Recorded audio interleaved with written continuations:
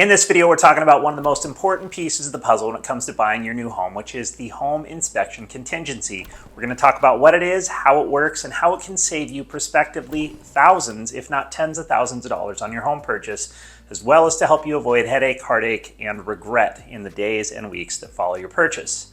We're going to get started right now.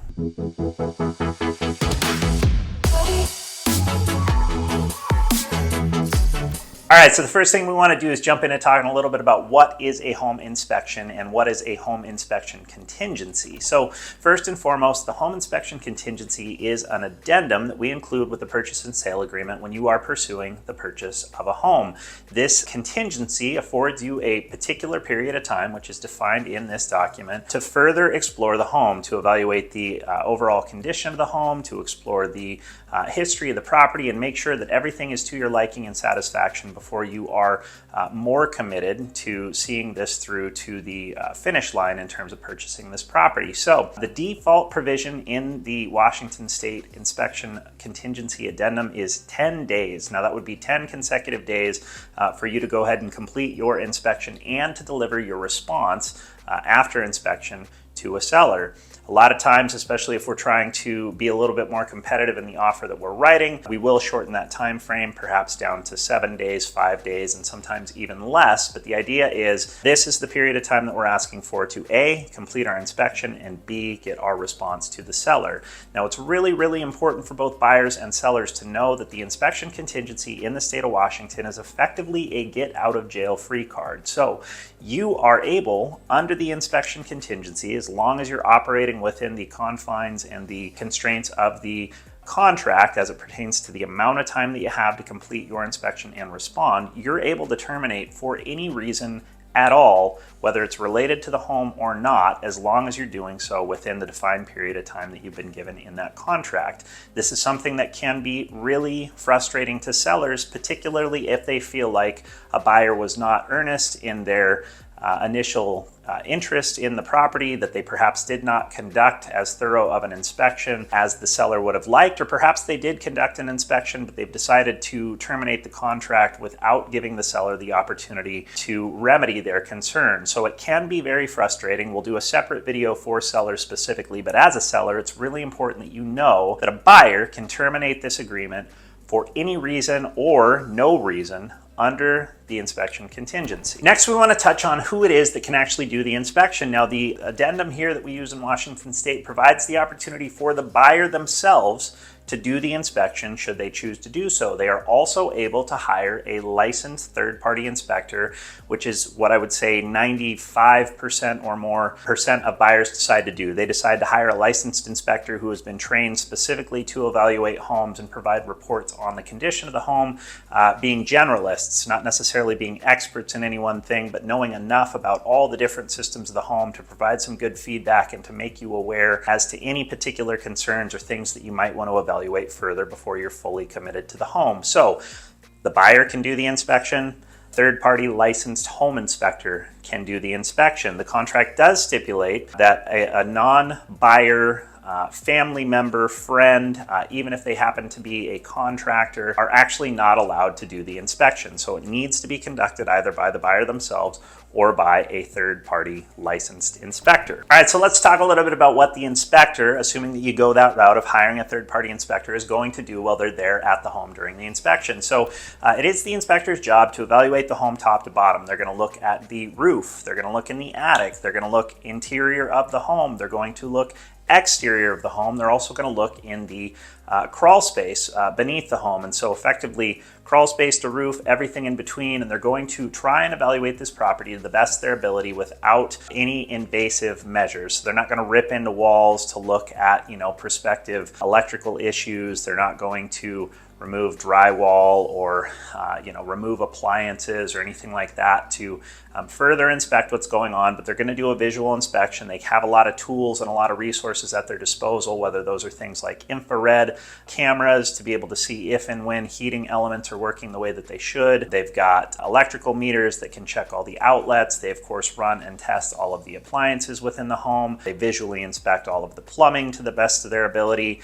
And so they're going to go through top to bottom, and ultimately what they're going to come back with after they've completed their inspection is an inspection report. And this report, again, is going to go through all of the details of the home as it pertains to things like the roof, the foundation, the electrical, the plumbing. Every inspector is different in terms of the level of detail that they call out, but most inspectors will also call out cosmetic defects in the home as well. They'll call out scuffs and nicks and dings that are within the sheetrock or within the floors, or damage to countertops or backsplashes, things of that nature. So they really try to be very comprehensive to give you an eyes wide open approach to understanding the good and the bad about a home. Sometimes perhaps the indifferent about a home, but so that you understand what's going on with this property, again, so that you can make good decisions about if there are things that would prospectively preclude you from moving forward with this purchase, or if perhaps there are things going on that you would like to ask the seller to remedy as a condition of continuing with the purchase. Hey, if this is your first time on the channel, we want to encourage you to like, subscribe, hit the bell for notifications so you can keep up on all the content that we're releasing about Bellingham, about Whatcom County, and all the great things that are going on here in this area. My name is Jeff Engen. I'm with MJB Real Estate Group here in Bellingham, and every day we get calls, texts, and emails from people just like you who are considering a move to this area, and we absolutely love it. So whether you're thinking about moving tomorrow, 10 months from now, or sometime in between, we encourage you to reach out. All of our contact information can be found below, and we will be standing by and ready to help in any way that we can. I also want to encourage you to download our completely free relocation guide you can access via the link of the screen or the link down below. But for now, let's get back to talking about the home inspection contingency and why it's such an important piece of the puzzle when it comes to buying your new home. Now, it's important to note that it's not the inspector's job to effectively pass or fail a home. It's ultimately up to you, the buyer, to decide if a home is to your satisfaction or not to your satisfaction. It's just simply their job to provide an objective opinion of the property and make you aware of anything that could prospectively be a concern. Now, sometimes there will be things that come up on a report that will be beyond the scope of expertise of the inspector, and they will likely recommend in their report that you hire a licensed party within that respective field to further evaluate the issue. So if there's an issue with the roof, they would perhaps call out in the report that you should contact a roofing professional. If there's an issue with electrical or plumbing, they would of course recommend that you contact an electrician or a plumber. Now there is a clause, there is a provision within the inspection addendum that does afford you additional time for additional inspections if your home inspector has a recommendation for further evaluation. So you could do a very short inspection, maybe it's just 3 days, you get your report back, the inspector has called out some items of concern and recommended that you get an additional party in to evaluate those specific items, then you can invoke this extension to give yourself more time to get that party in for additional inspection. So some way, somehow, we've now come to the point where our inspection is complete. We've either had or not required additional inspections. We have our report, we understand the conditions of the home, and we are now working to complete what is known as an inspection response and working to get that over to the seller in the contractually provided time frame. So if we did a 10-day inspection and it took us a week to get an inspector out to the property, we got our report on day 8. We've now got just a couple days in order to complete our response and get that over to the sellers. So what we're going to do is, together with this report, we're going to sit down and go over each of these items line by line and determine which items are substantial and significant and perhaps things that we want to ask for, and also which items are probably not a big deal depending on your plans for the home. Maybe you're planning on doing a big remodel and there's some damage to some flooring. Well, if you're replacing the floors, that's not going to be a concern. So maybe those are things that you look past. But we're going to compile a list to accompany our response, and we're going to get that over to the seller and make a request of them to make certain repairs or prospectively to provide us with a credit in lieu of repairs in order for us to continue forward in this contract. Once we have delivered that over to the seller, they then have 3 days to respond back to us, and their response could be as follows. They could agree to everything that we have asked for. They could decline to do any of the things that we've asked for, or they could propose an alternate solution. Now, I mentioned a moment ago, sometimes we're asking for repairs, sometimes we're asking for a credit.